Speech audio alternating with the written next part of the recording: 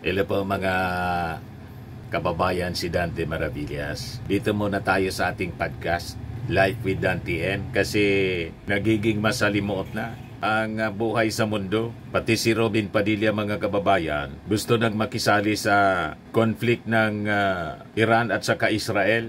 At alam naman natin kung saang side kumakampi itong si Robin Padilla, mga kababayan. Kasi Muslim siya, di ba? Mula sa pagiging Katoliko, pinili yung pagiging Muslim. Ito yung post niya ngayon, mga kababayan. I-share ko po sa inyo. Sinare niya ito, mga kababayan, yung naging statement daw ni Russian President Vladimir Putin na ang sabi, the ongoing intensive attacks by the Israeli side on peaceful nuclear facilities in Iran are illegal from the point of view. At ito yung warning ni Putin kay Israeli Prime Minister Benjamin Netanyahu. Kasi illegal daw yung ongoing attacks ng Israel sa Iran from the point of view of international law. And nag-create ito ng unacceptable threats to international security and push the world towards a nuclear catastrophe. Yon ang sinare, mga kababayan, yung posisyon ni Putin. Sinare po ni Robin Padilla. Ngayon, may commentary siya. Ang sabi po ni Robin Padilla, ako, kailanman hindi naging personal ang aking mga isyu sa administrasyon. Kaya't ang aking salmo ay patungkol sa napipintong karasan na parating. Nagbabala na ang Ruso, pati na rin ang mga Chino. Kulang na sa 2 linggo ang palugit ni Trump at papasok na sila sa Israel-Iran war. At kapag nangyari ito, maaring kumalat na sa buong rehiyon ng Middle East ang kaguluhan. Ang mungkahi na magkaroon na ng malawakang public information sa usapin ng talaga ang ating posisyon sa gera na ito. Malinaw sa Mutual Defense Treaty between the Philippines at ng Amerika ang salitang Pacific. The Mutual Defense Treaty between the Philippines and the United States signed in 1951 commits both nations to act in concert to meet common dangers if either is attacked in the Pacific area. Sa usapin na ito, sigurado magkakaroon ng komplikadong mga debate galing sa mga abogado at politiko, pero wala na tayong oras para sa pagalingan. May mga nagsasabi na maging neutral, pero papaano tayo magiging neutral kung meron tayong MDT?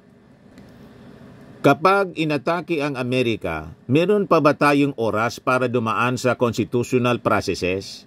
Meron ba tayong sapat na kakayahan para dipinsahan ng mga Amerikano na nasa Pasipiko?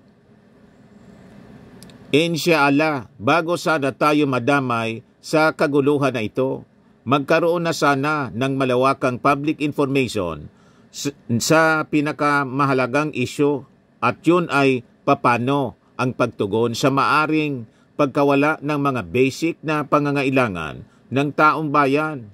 Kapag natuloy ang fireworks ng mga dambuhalang mga bansa, huwag po sana ipaintulot ng Panginoong may likha, stop the war, stop the killings, no to World War III. So ginamit na naman po ni Robin Padilla yung issue sa Iran-Israel war para isulong yung agenda nila. Gusto niya na umala siguro tayo sa Mutual Defense Treaty. Robin, hayaan mo yan sa mga magagaling. Huwag mo na munang problemahin yan kasi ang ating gobyerno naman po closely monitoring sa nangyayari sa Middle East. May mga contingency plans na rin po. Pero itong issue ng MDT, na ang sinasabi po ninyo, madadawit tayo sa gira kasi may MDT. Buti nga po na may MDT. Kasi pag walang MDT, umatake yung China, samantala, sino sasaklulo sa atin? Kung magsamantala ang China, sino yung mga magiging kaalyado natin? Alangan man umalyado tayo sa China at saka sa Russia na sila yung magkakaalyado, laban din sa ating kaalyado. Tama po. Kailangan panindigan tayo sa tama.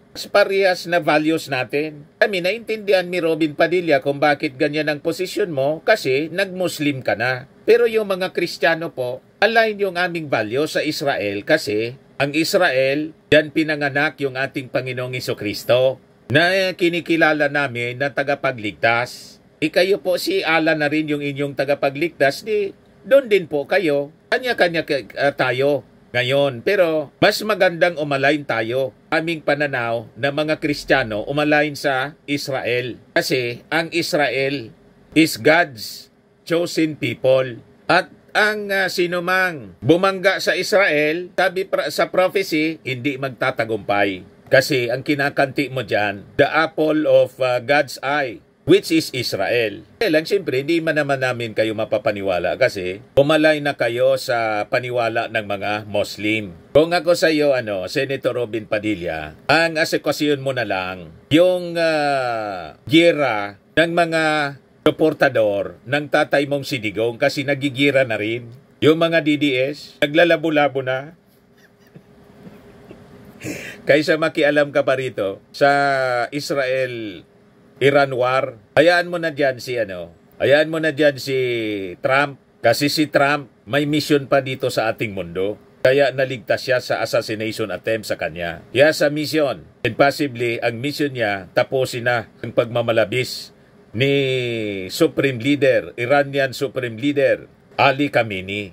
Di ba? Basta't hindi lumusob sila dito sa ating territory, tranquilo tayo. Pero kung halimbawa, isasama tayo sa gira, idadamay tayo ng China para magsamantala rin kasi busy yung Amerika sa pagtulong sa Israel. Ready man tayo dito kasi ang ating sinumpaan, sabi sa lupang hinirang, ang mamatay ng dahil sa iyo. Pero ang importante, may mutual defense treaty tayo. Parang minamasama mo kasi yung mutual defense treaty. Ang linya ng mga pananalita mo, linya ni Xi Jinping. Asikasuhin mo na lang ang raging war sa mga supporters po ninyo kasi nagigira na rin po. Naglabo-labo. Yan post ngayon ni Attorney Jesus Falsi, sabi rito, si Baste Duterte suportado yung bagong jowa ni Duterte at tinatabla si Hanilet at Kitty Duterte na nag-IG story din. Si Salvador Panelo, sinabihang wala siyang believe sa Duterte youth at hindi daw maganda mga track record. Si Maharlika at Harry Roque, kaaway si Crisette Laureta Chu and Trixie Cruz Angeles dahil sa isyu ng pera. At sino daw ang tunay na supporter ni Tatay Digong? Mas matindi pa ang DDS Civil War kaysa sa Unit Team Civil War.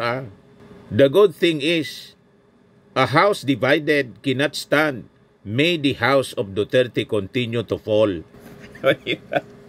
Nag-aaway-away dahil po sa pera. Ayan DDS versus DDS. Naglabasan na ng baho.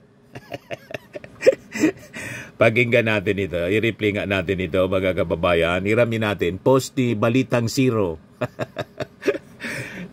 Tapos ito, patalsikin si Sarah. Yan. Yan nag-post dito, mga kababayan. Si Marlica, nagdadadaldal, mga kababayan. Galit na galit. Gusto na ng gera. Kayo. Gira daw. Kaya nyo pinagtatanggol ang Alpotera at sinasabi niyong Song Duterte, wala kayong pakialam na masaktan nyo ang kanyang common law, masaktan nyo ang kanyang anak dahil sarado ang utak nyo kay Alpotera dahil yun ang nagbibigay sa inyo ng access ng perks kay Pangulong Duterte yan para ang sa Alpotera ng libro na pinagkakitaan nyo. Nanyo lahat kayo.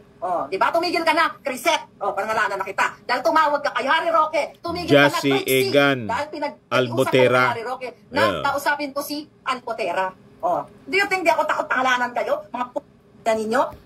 Sige nga, para saan kayo? Tumawag ka. May recording ako dyan.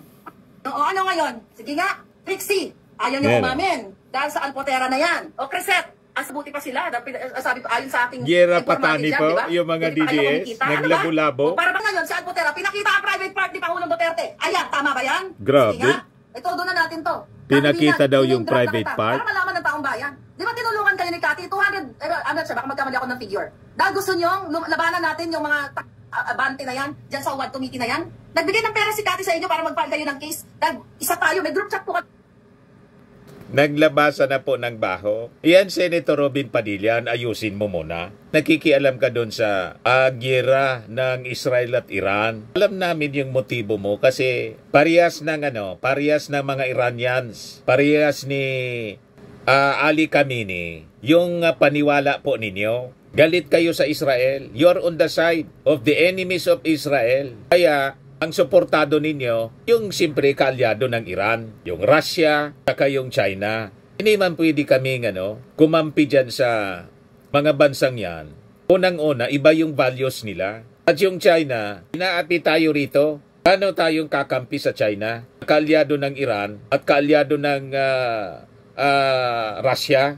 At ang Mutual Defense Treaty natin sa napaka-tagal na panahon, yung Amerika, na parehas yung values natin. Parehas naniniwala sa democracy. What about yung China, yung Russia, saka yung Iran? Dati ito mga diktador, ang mga leaders nila. Kaya nga magkakasundo kayo. Yun ang gusto ni Digong.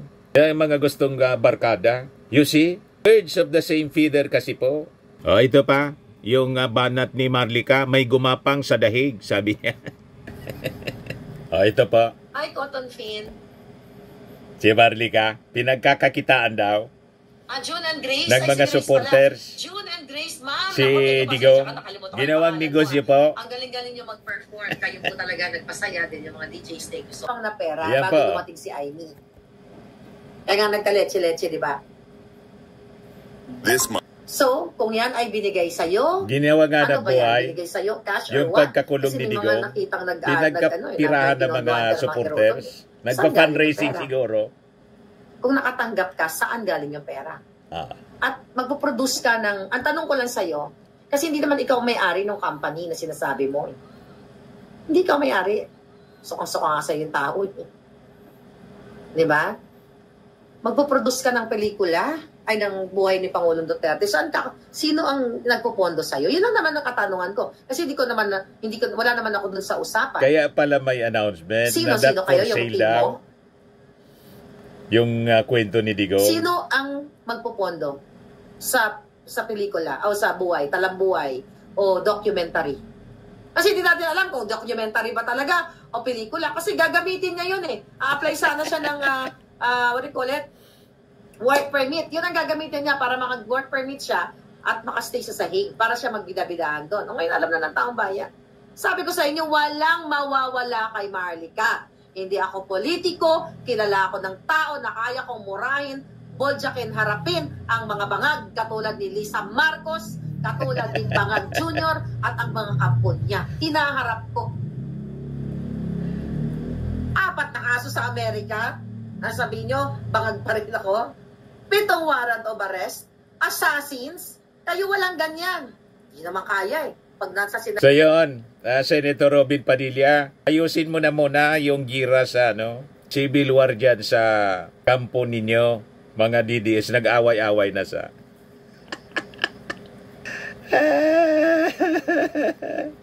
Yan ang sinasabi natin. Tapos, makikisali ka pa rito sa masalimuot na conflict between Israel and Iran. So yan po mga kababayan, ang kwento natin dito sa Life with Dan TN. Kung hindi pa po kayo naka-subscribe, click subscribe po. And share naman po ninyo ng ating video. Ako po si Dante Maravillas. Bye-bye po. God bless.